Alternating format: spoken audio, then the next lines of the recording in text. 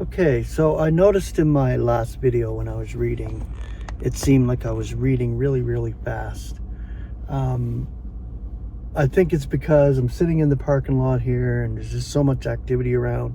I'm trying to get through it and hurry it, which I really shouldn't do. I'm sharing truth, so I want to try to slow down. Um,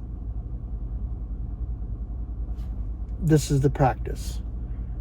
By reading publicly and out loud, it's training me how to articulate, and I always had a hard time articulating, and I want to be able to do that. So this is really good training for me. It's edifying to me as well, and Lord willing, it's edifying to you when I'm sharing. So bearing with me is important. I thank God for all of you, and I'm going to finish off this chapter here before I start my shift here. I did get a shift, and I'm getting a few more. I found this new connection bot, whatever it is, for the delivery, and you have to pay for it, but I got a 7-day free trial, so I'm trying it out, and it actually is giving me shifts, so I'll take what I can get right now. I bought a new mug. I start my practicum next week on Monday, so I'll be doing that steady. I don't know if I'll get as many videos out as I normally do every second day when I'm doing practicum for a month, but we'll see.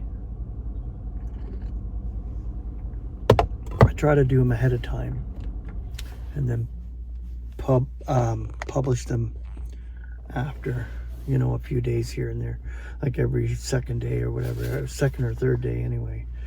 But yeah, so we'll continue on here. And then in Romans chapter 8 verse 35, the apostle moves on to speak of the love of God, and he asks another challenging question, which is really a follow-up from the earlier ones.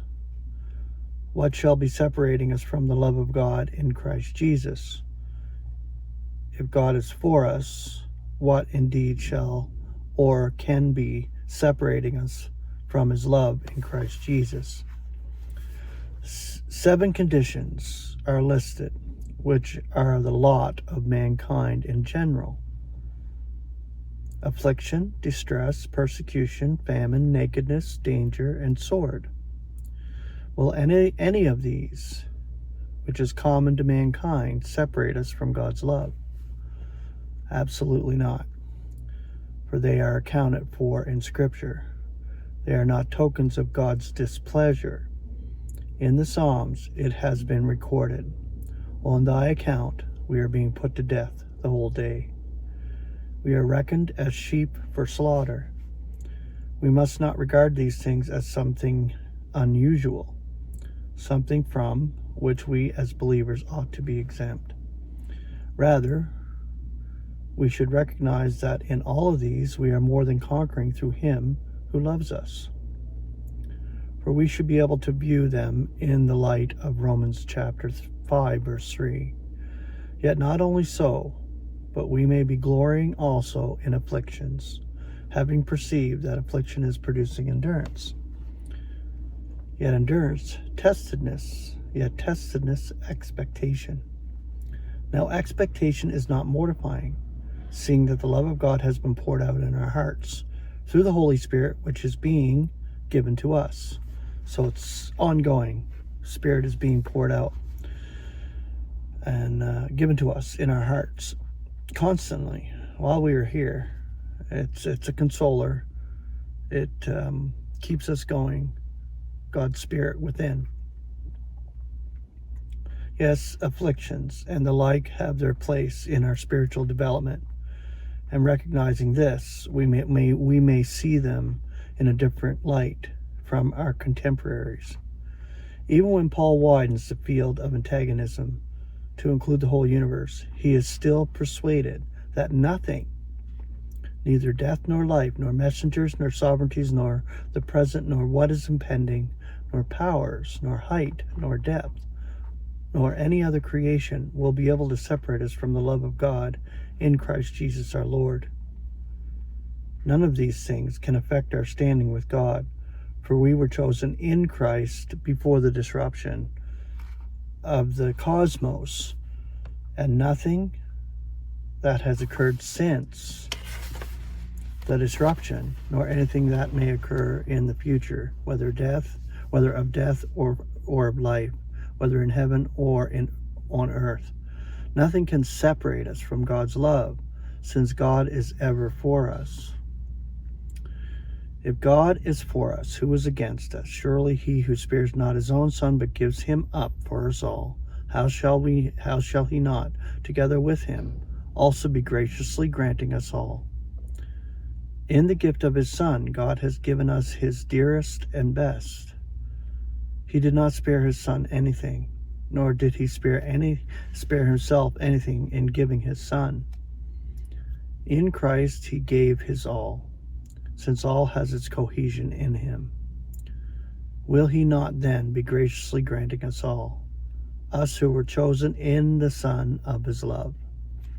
What then shall we declare to these things? What indeed can we declare, except to repeat continually, God is for us?